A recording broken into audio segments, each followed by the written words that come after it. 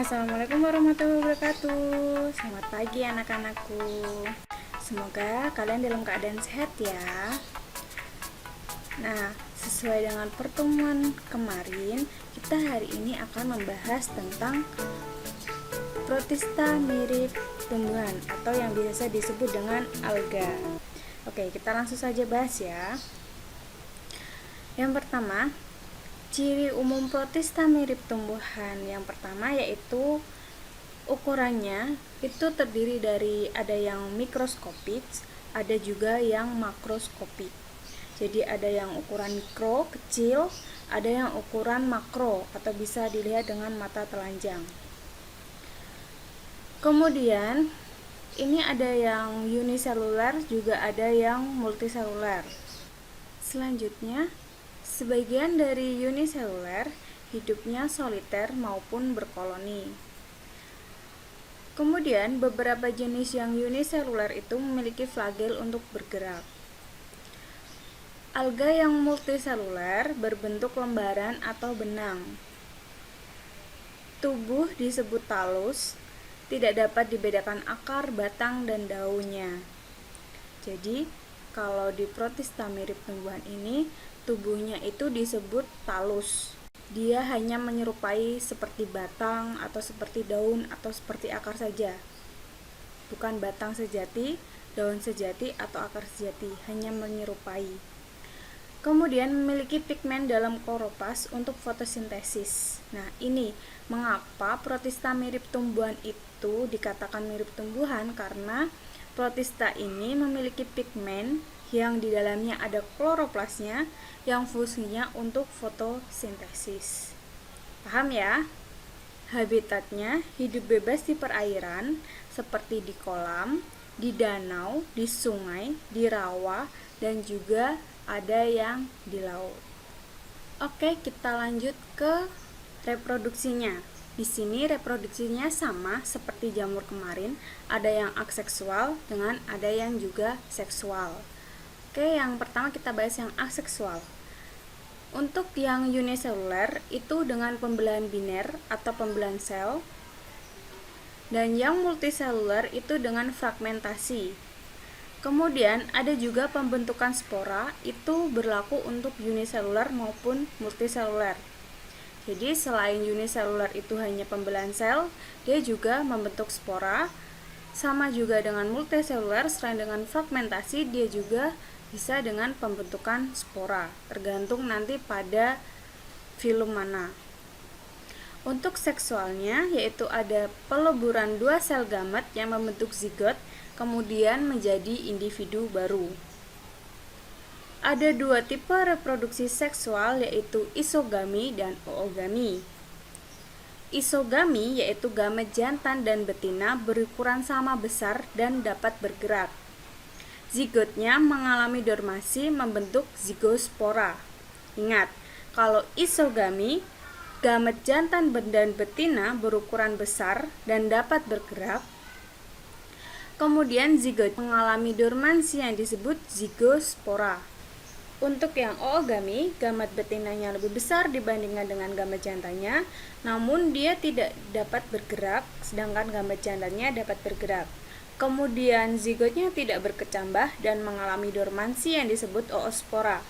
Jadi kalau isogami itu membentuk zigospora, yang gamet jantan dan betinanya berukuran besar dan dapat bergerak, sedangkan oogami itu membentuk oospora, di mana gamet betinanya lebih besar dibandingkan dengan gamet jantannya.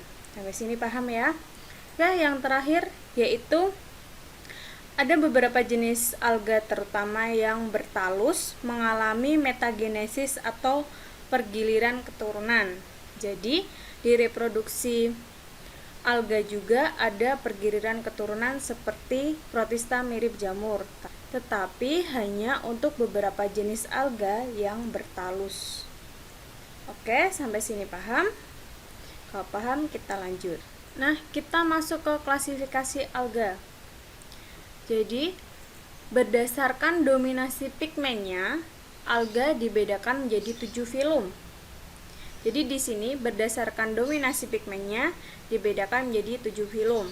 yaitu ada Phaeophyta, Rhodophyta, Chrysophyta. Nomor 4 ada Bacillariophyta, Chlorophyta, Pyrrhophyta, dan yang terakhir ada Euglenophyta. Oke, kita bahas satu persatu. Yang pertama yaitu kita bahas Euglenophyta dulu, yang ukurannya mikroskopik dulu.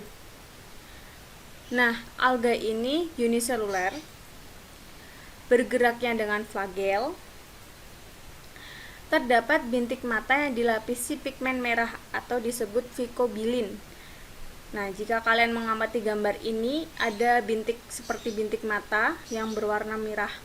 Ini adalah bintik mata yang dilapisi oleh pigmen merah atau pigmen vicobilin. Kemudian dibungkus oleh suatu protein atau pelikel sehingga lentur. Jadi tubuhnya si Euglena ini dibungkus oleh suatu protein yang disebut polikel sehingga badannya lentur. Nah, contohnya ada Euglena sp. Nah, ini bagian-bagiannya ya. Fungsi lapisan pigmen merah ini untuk mendeteksi dan bergerak menuju cahaya. Oke, lanjut ke Pyrrhophyta atau alga api. Cirinya, beberapa jenis mampu bercahaya atau berpendar atau disebut juga dengan fluorescens. Kemudian disebut dinoflagellata karena memiliki 2 flagel. Memiliki warna beraneka ragam seperti kuning kehijauan, coklat, dan merah. Reproduksinya secara aseksual yaitu dengan pembelahan biner. Contohnya, di sini ada Noctiluca yang bercahaya di malam hari, Gymnodinium dan Goniaulax di air laut yang berwarna merah atau menyebabkan air laut berwarna merah. Nah, ini yang menyebabkan air laut berwarna merah. Kemudian ini yang bercahaya di malam hari. Filum Bacillariophyta atau biasa disebut dengan diatom.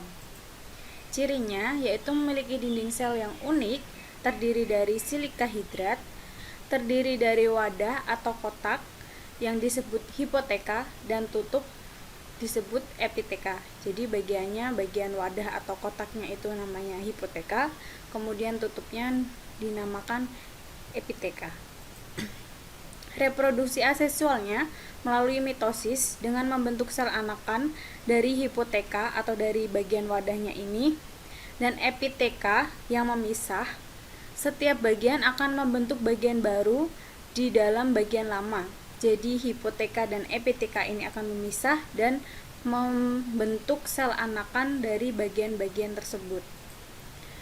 Kemudian mitosis berlangsung sampai ukurannya minimum kurang lebih 30% dari besar aslinya dan akan dilanjut dengan reproduksi seksual.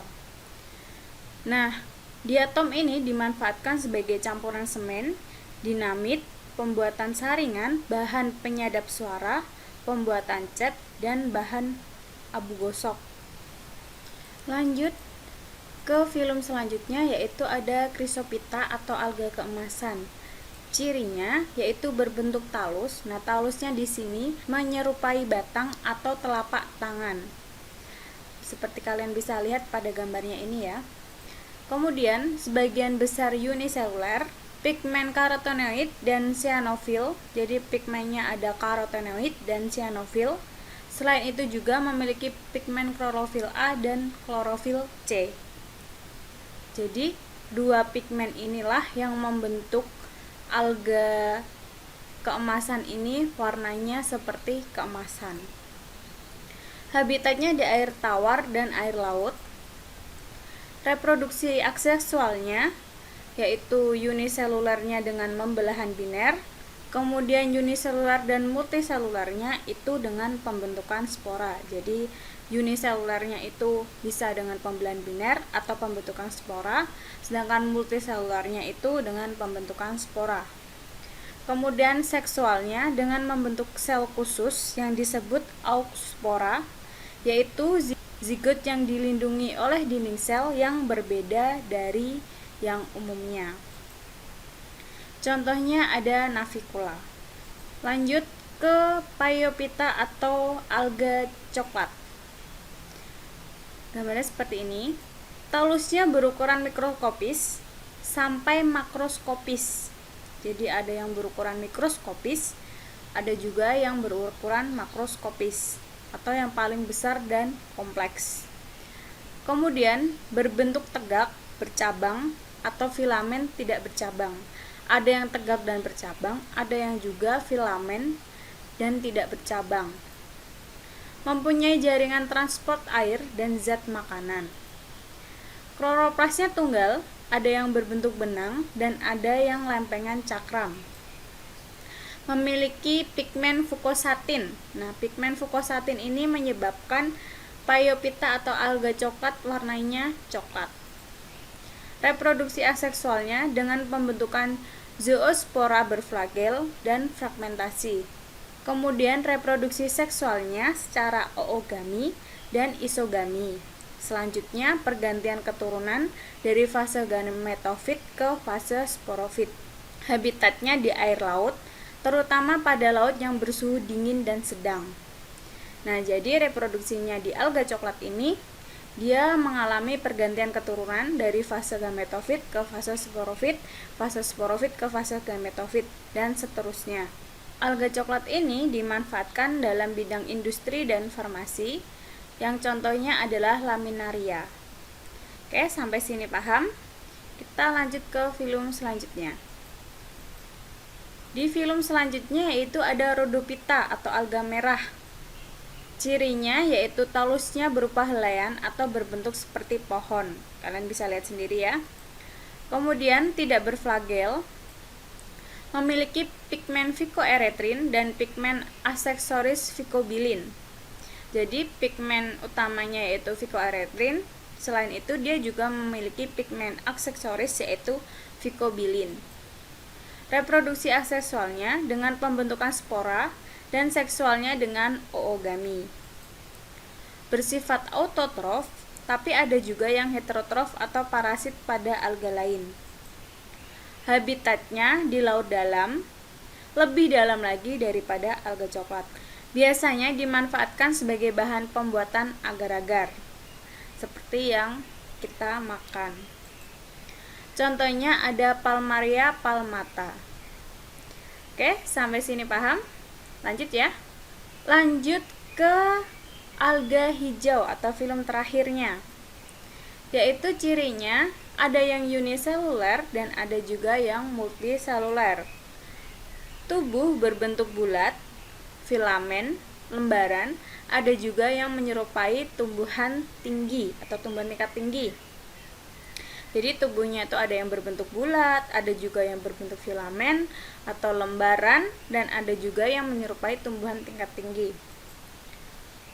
Memiliki flagel sebagai alat gerak pada uniseluler. Reproduksi aksesualnya dengan zoospora dan fragmentasi, sedangkan reproduksi seksualnya dengan konjugasi atau bersatunya zigospora. Habitatnya di air tawar, air laut, tanah basah, dan ada juga yang hidup di tempat kering. Nah, cara hidup autotrof, namun ada juga yang bersimbiosis dengan jamur yang membentuk lumut kerak. Selain cara hidupnya autotrof atau menghasilkan atau membuat makanannya sendiri, dia juga ada yang bersimbiosis dengan jamur yang membentuk lumut kerak. Biasanya ada di pohon-pohon.